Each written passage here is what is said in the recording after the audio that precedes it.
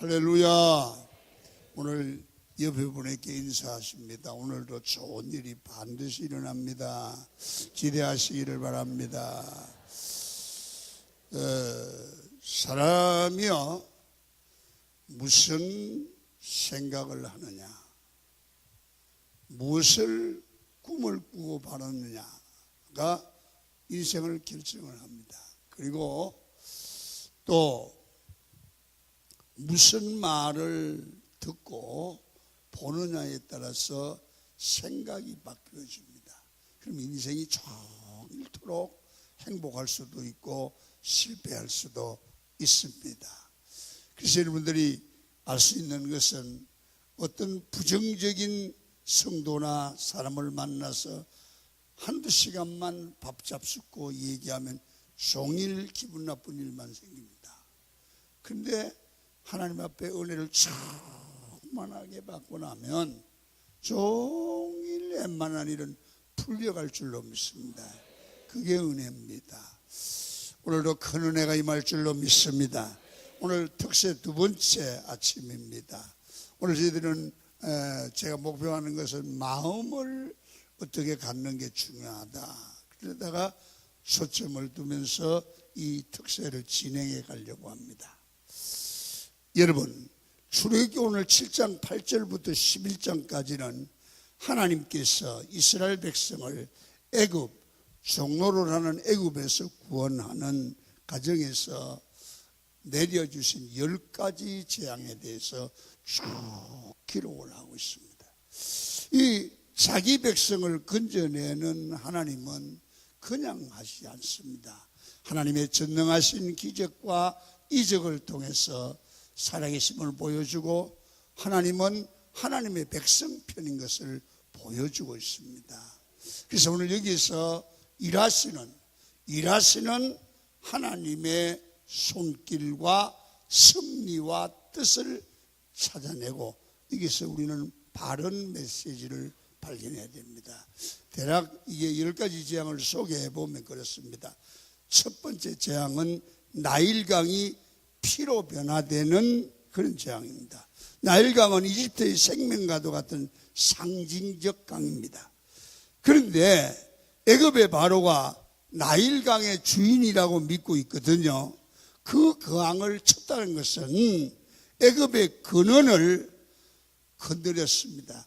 하나님이 왕이심을 보여주는 겁니다. 두 번째 재앙은 개구리 재앙입니다. 개구리 재앙이 일어나기는 일어나는데 자기들이 해결을 못합니다.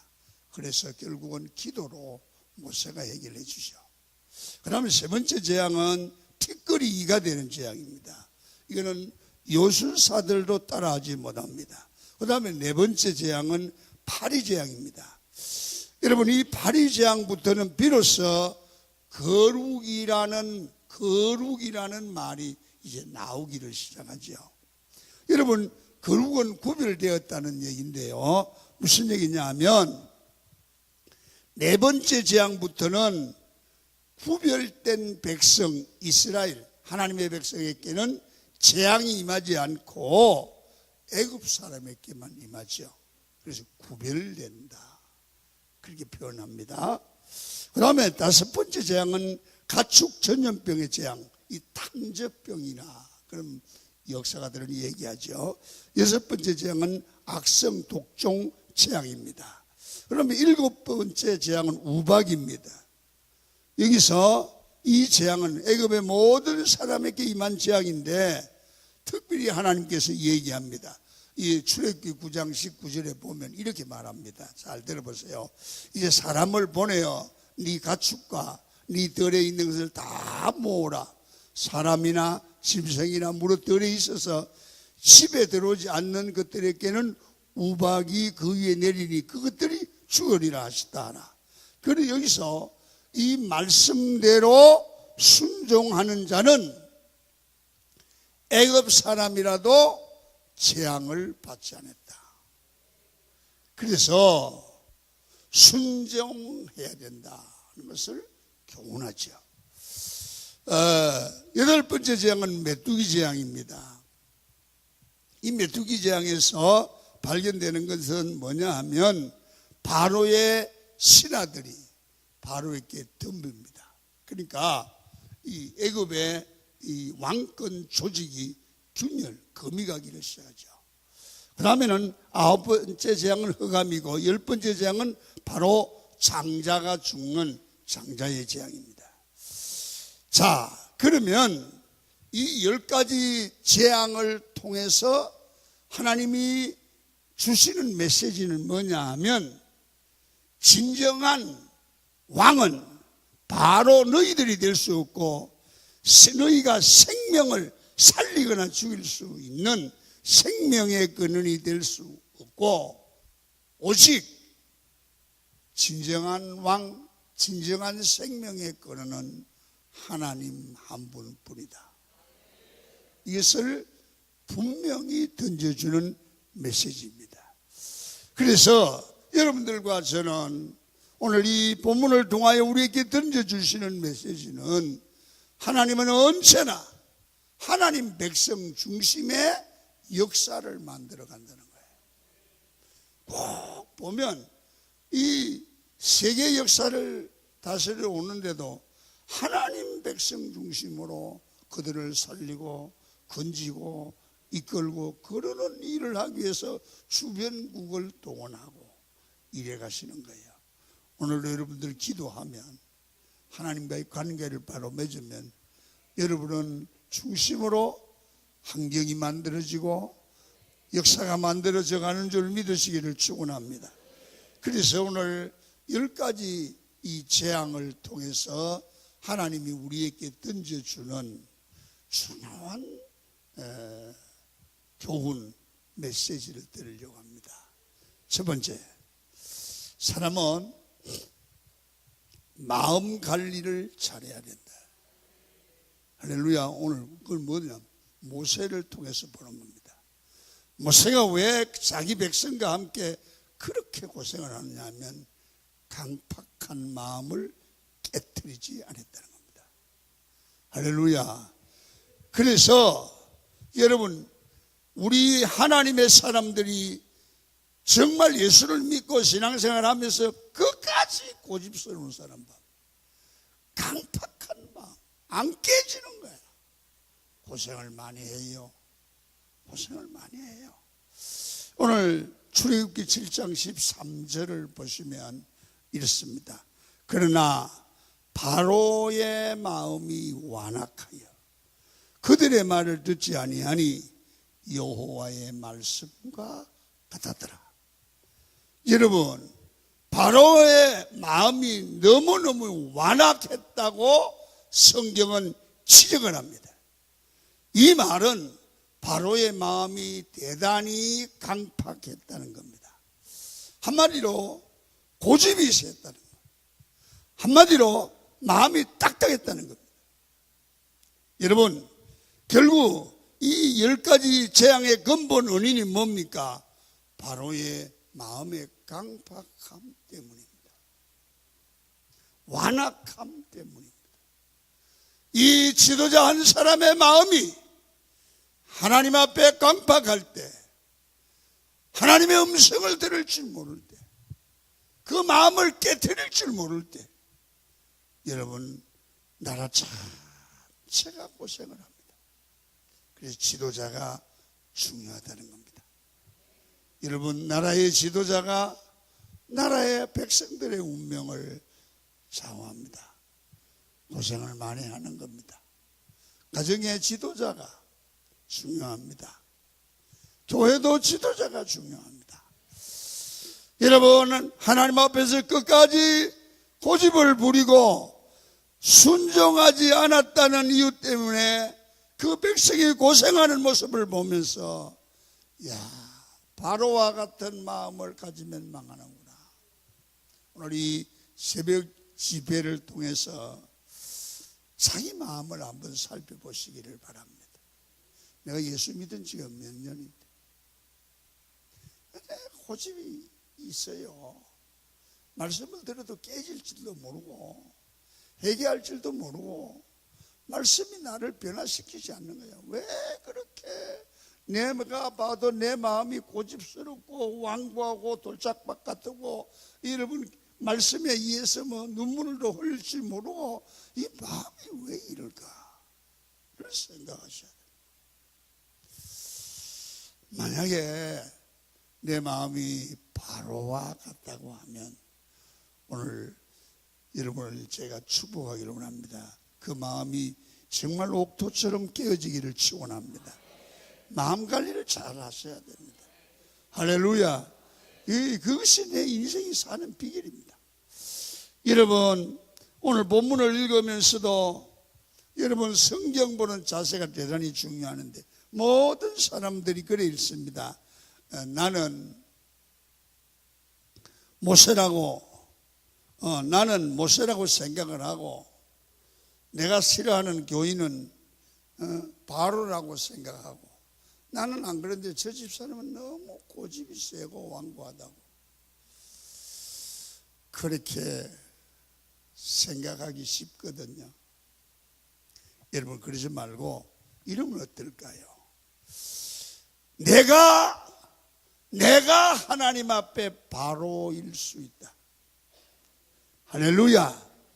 내 모습을 바라보면서 내 마음을 바라보면서 내가 하나님 앞에 이럴수록 겸손하지 못하고 마음이 완악하고 강박하고 하나님 앞에 고집이 세고 제 앞에 타락한 모습임을 영안을 열어서 발견하고 우리 마음을 잘 다듬어가고 우리 마음을 복받을 마음으로 고쳐가는 게 축복입니다. 여러분 이런 마음 관리를 바로 할 줄 아는 그런 이 예배 시간이 되고 새벽 시간이 되면 오늘 잘 나오신 겁니다. 여러분 인생의 변화가 일어날 줄 믿습니다. 고집 부려봐야 하나님 앞에 소용없습니다. 이 바로를 보면 슈아 터지고 결국은 손들잖아요. 여러분 내가 이런 강팍한 마음을 가지고 있다면 어떻게 해야 됩니까? 하나님 앞에 서야 됩니다. 그래서 내 강팍함과 내 고집을 꺾는 그런 겸허한 자세를 가져야 됩니다. 사실 예수 믿는 사람이 교회 나와서 예배하려고 할 때는 주의 음성에 귀를 기울이고 주님 앞에 순종할 마음을 가지고 예배에 임하는 거 아닙니까? 그렇다고 하면 하나님 앞에서 나를 정확하게 살피고 교만과 자아가 깨지고 꺾어져야 됩니다. 그게 지혜로운 사람입니다. 하나님이 손을 댈 때, 하나님이 꺾으시려고 할 때 꺾일 줄 아는 사람, 하나님이 고치려고 할 때 고칠 줄 아는 사람, 그 사람은 매맞지 않습니다. 잘 됩니다. 좋은 일이 일어납니다. 하나님이 귀하게 여기시는 마음은 어떤 마음입니까? 하나님은 교만한 마음을 대적하시고 깨진 마음을 귀하게 여기십니다. 바로 왕이 하나님 앞에서 교만한 이유가 무엇입니까? 하나님 앞에 마음을 깰 줄 몰라요. 교만해요. 자기 마음이 최고라는 거예요. 자기 생각이 옳다는 거예요. 오늘 여러분 주변에 살펴보십시오. 이런 고집스러운 마음 가진 사람 치고 여러분 잘 되는 거 보셨습니까? 잘 안 됩니다. 여러분 자꾸 말씀 앞에 자기를 낮추고 자기가 겸손해지고 자기가 하나님 앞에 정말 낮은 자리에 있으려고 애를 쓰는 그런 마음이 있을 때 이 사람은 어떻게 합니까? 하나님 제 마음을 어루만져 주세요. 고집스러운 마음을 주님 다듬어 주세요. 하나님 나를 불쌍히 여겨 주십시오. 여러분 그런 자세를 가지고 마음을 잘 다스려 가는 자가 하나님의 은혜를 입는 자입니다. 여러분 다윗이 하나님 앞에 완악한 적이 있었습니다. 그때 다윗은 이렇게 말합니다. 하나님, 내가 범죄했습니다. 그러면서 시편 51편 17절에 보니까 다윗은 이렇게 말씀합니다. 하나님께서 구하는 제사는 상한 마음이라. 상한 마음이라. 상한 마음이 무슨 마음입니까? 깨어진 마음입니다. 하나님이여, 상하고 통해하는 마음을 주님이 절대로 멸시하지 않고 은혜를 주십니다. 오늘 본문의 마로의 마음은 7장 23절에 보면 이렇습니다. 바로가 돌이켜 궁으로 들어가고 그 일에 관심을 가지지도 않았대. 어떤 일에? 마음을 고치는 일에. 마음을 고치는 일에 관심을 가지지도 않았대. 그러니까 하나님께 매를 맞는 거예요. 여러분, 무관심하지 마십시오. 주님의 말씀이 임할 때에 겸손하게 하나님 앞에 마음을 열고 하나님 앞에 귀담아 듣고 깨어질 줄 아십시오. 그럴 때 하나님께 쓰임을 받습니다. 그럴 때 하나님이 축복하십니다. 하나님이 그를 높여주실 줄로 믿습니다. 이번 특별 새벽 집회하면서, 아니 오늘 아침에 하나님, 내 마음이 너무 고집스러워요. 하나님, 내 마음 좀 깨트려 주세요. 마음이 정말 깨어지려고 몸부림을 치는 그런 심정이 정말 마음에, 가슴에 성령의 기름 부음으로 와질 수 있다고 하면 여러분, 얼마나 놀라운 일들이 일어나겠습니까? 여러분, 이거 고집을 부려서 문제예요. 한번 물어보겠습니다. 어르신들 대답해 보세요. 애들이 아주 아빠를 닮아가 고집이 센 놈들이 있죠. 엄마한테 더 맞아, 안 맞아? 돼지기 맞아, 돼지기 맞아. 넌 어떻게 그러니 이놈아? 엄마 말 좀 들어라. 그러나 어떻게 엄마를 닮아서 겸손한지 말 잘 듣는 데는 누룽지 하나 더 먹어요. 맞아요, 안 맞아? 맞아요. 하나님 앞에 말 잘 들읍시다. 두 번째는요, 세상의 영향을 떠나 하나님의 영향권으로 들어와야 됩니다. 16절에 보니까 그에게 이르시기를, 히브리 사람의 하나님 여호와께서 나를 왕에게 보내어 이르시되 내 백성을 보내라. 그러면 그들이 광야에서 나를 섬길 것이라 하였으나 이제까지가 네가 듣지 아니하였도다. 모세가 바로 왕에게 가서 계속 번복해서 하는 얘기가 무엇입니까? 내 백성을 보내라는 겁니다. 왜? 그들이 광야에서 섬길 것이다. 다시 말하면 하나님의 백성은 네가 다스릴 백성이 아니고 네 영역 안에 있어야 될 백성이 아니라 하나님의 백성은 하나님의 다스림을 받아야 되는 그런 위치로 와야 된다 이거예요. 잘 들으세요, 여러분. 하나님의 백성이 바로의 통치 안에 있으면 고생하고 노예입니다. 선택받은 백성은 강야라도 좋습니다. 하나님 품으로 돌아와야 됩니다. 할렐루야. 여러분, 하나님의 백성이, 예수 믿고 하나님 앞에 구별된 백성이 술집에 가 있으면 그게 행복하지 않습니다. 하나님의 백성은 교회에 있어야 됩니다. 하나님의 백성이 주일날 세상 가서 세상 짓하면 좋은 것 같지만 거기는 세상의 노예가 되고 거기는 복이 아닙니다. 하나님의 백성은 어쨌든 하나님 품에 있어야 됩니다. 맞지 않습니까, 여러분? 여러분, 생활 돌아보십시오. 주의 백성이 주일날 딴 데 가고 하나님 품에 안 있고 예배하는 자리에 안 있고 딴 데 가면 걸쩍지근합니다. 속이 시원한 분 손 들어보시오. 걸쭉지근합니다. 역시 예수쟁이는 있어야 될 자리가 있습니다. 가야 될 자리가 있습니다. 먹어야 될 음식이 있습니다. 만나야 될 사람이 있습니다. 잘 되는 것 같아도 잘 되지 않습니다. 그래서 하나님의 말씀을 전달했는데 애굽의 입장에서는 이스라엘 백성을 내보내는 것이지만 이스라엘 입장에서는 애굽을 떠나는 것입니다. 여러분, 그래서 모세는 이 떠남을 계속해서 강조합니다. 당신 주의 백성을 붙들 수 없어. 이 백성은 광야로 가서라도 하나님을 섬겨야 될 백성이야.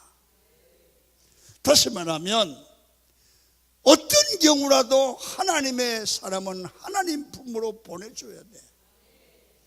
너들이 엮어서는 안 돼. 여러분, 그런데 여러분, 모세가 맞기도 하지만 또 한 가지 문제가 있습니다. 잘 들어보세요. 이스라엘 백성들은 애굽을 떠나는 것을 처음에는 좋아하다가 마음이 완전히 떠나지 않고 무슨 일만 있으면 애굽으로 돌아가자고 그래요. 그게 성경이 우리에게 주는 메시지인데요. 그 이유는 이스라엘 백성들이 노예로 살고 있었지만 애굽에서 400년을 살면서 애굽의 정신, 애굽의 문화가 마음에 젖어 있어요. 그래서 떠나기 싫어하는 부분도 있습니다. 종이지만 편안합니다. 그래서 무슨 일만 있으면 애굽으로 돌아가는 게 좋다. 마늘이 먹고 싶고 부추가 먹고 싶고 고기가 먹고 싶고 뭐가 먹고 싶고 그렇습니다. 성도 여러분, 오늘 이 모습을 보면서 하나님의 주는 메시지가 바로가 하나님의 백성을 붙들어 놓을 수 없는 것처럼 하나님의 백성 된 너 이스라엘 백성은 애굽이 좋아도 애굽에 있을 곳이 아니고 거기서 떠나와야 된다는 것을 알아라는 거예요. 여러분, 신앙이 뭡니까? 세상이 주는 편안함을 끊어버리고 하나님과 연결되는 것이 바로 신앙의 본질입니다. 성경에 보시면 하나님께서 믿음으로 쓰시는 사람들을 보면 다 하나님의 영역과 하나님의 말씀과 반대되는 자리에서 떠나라는 거예요. 아브라함을 보십시오. 너는 본토 친척 아비 집을 떠나 내가 네게 지시할 땅으로 가라고 하십니다. 여러분, 고향과 친척과 아비 집은 뭡니까? 정서적인 안정을 주고 경제적인 안정이 있고 사회적인 안정이 있는 그런 곳이지만 하나님과 멀어 있는 그 자리를 떠나라는 거예요. 떠나라는 거예요. 그리고 하나님을 붙들라는 거예요.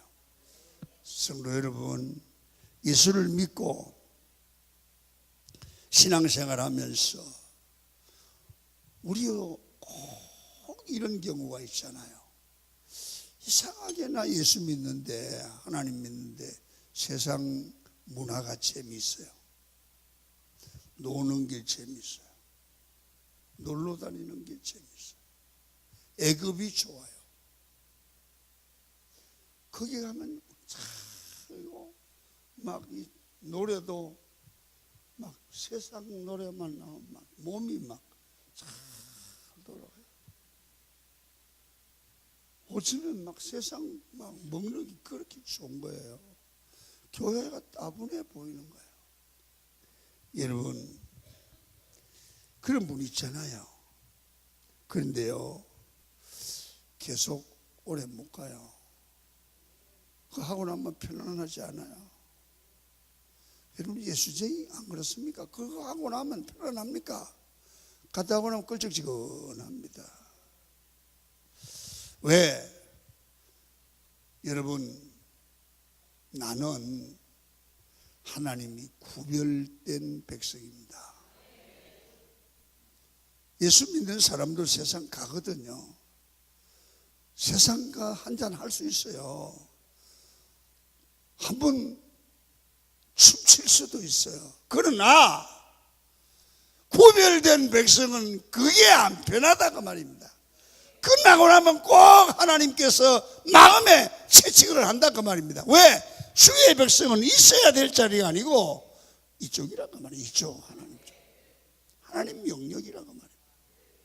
오늘 낮에도 여러분들 기분 나빠서 이래서 저래서 세상 길로 가고, 여러분 그러시지 마십시오. 가봐야 더 괴로워요. 어떤 집사님이 집에서 쨍쨍대 가지고 너무너무 열받아. 이놈이 예수 안 믿는다고 술을 잔뜩 먹고 더 죽겠더랍니다. 몸은 마음대로 안 됐지, 마음은 괴롭지, 이러다가 교통사고 날 것 같듯이 미치겠더랍니다. 왜? 너는 내 백성이야 하시는 음성이 여기서 자꾸 들려오는 거야. 여기서. 그래서 여러분 잘 보세요.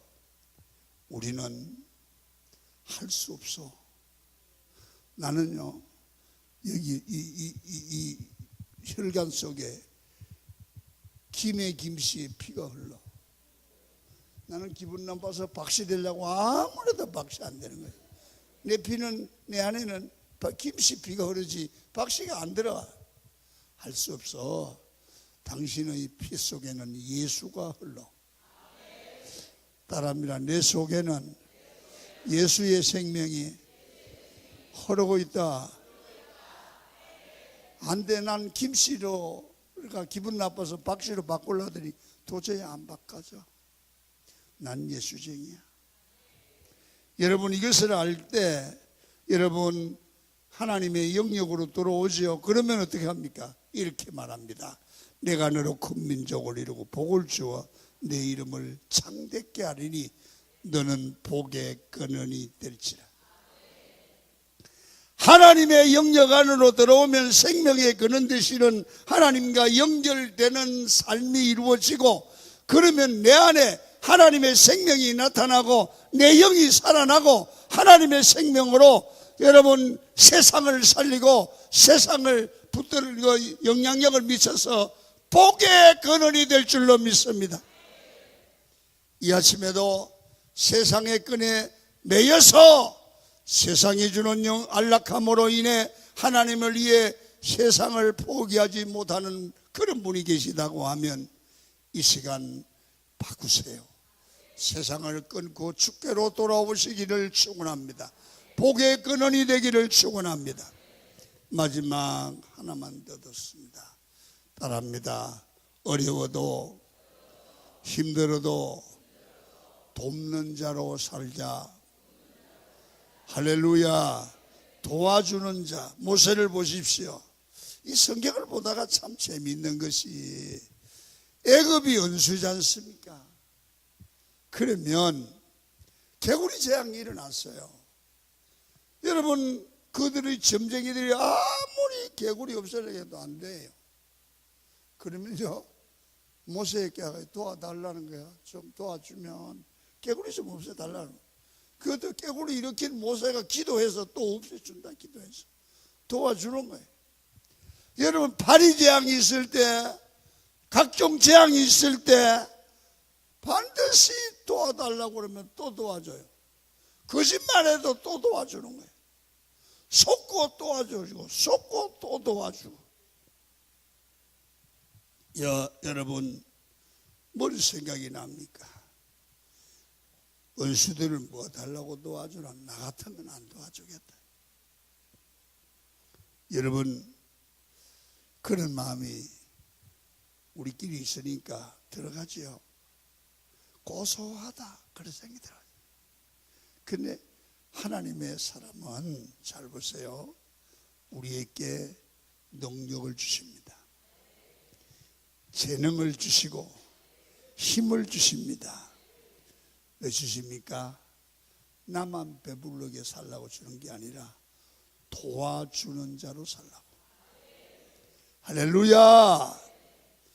여러분, 사람은 그 힘을 가지고 나를 자랑하고 인정을 하는 것이 아니라 누군가를 도와주고 살려고. 그래서 오늘 조금만 더 얘기하고 끝나겠습니다. 창세기 2장에 보면 여자를 향하여 돕는 배필로 만들었다. 아멘입니까? 그 여자들이 굉장히 기분 나쁜 성경 구절이 이 구절이랍니다. 남자가 평등인데 돕는 배필로 만들다니 기분 나쁘다. 성경을 잘 못 봐서 그렇습니다. 여러분 보세요.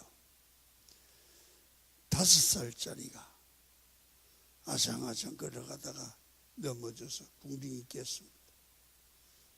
목사님이나 선생님이 걔를 도와서 일으켰습니다. 애가 힘이 있는 자가 자입니까? 선생님이 힘이 있는 자입니까? 도와주는 선생님이 힘이 있는 자입니다. 걔는 선생님이 도와줘야 됩니다. 이게 돕는 자입니다. 아멘입니까? 얘는 엄마의 도움이 없으면 못 자랍니다. 이게 돕는 자입니다. 여러분, 돕는다는 얘기는 도움을 받는 자보다 크다고 말이에요. 여자 여러분, 돕는 배필은 남자보다 당신이 큰 자입니다. 진짜입니다. 여러분, 시편 121편 1절에 이렇게 말합니다. 내가 산을 향하여 눈을 들리라. 나의 도움이 어디서 올꼬?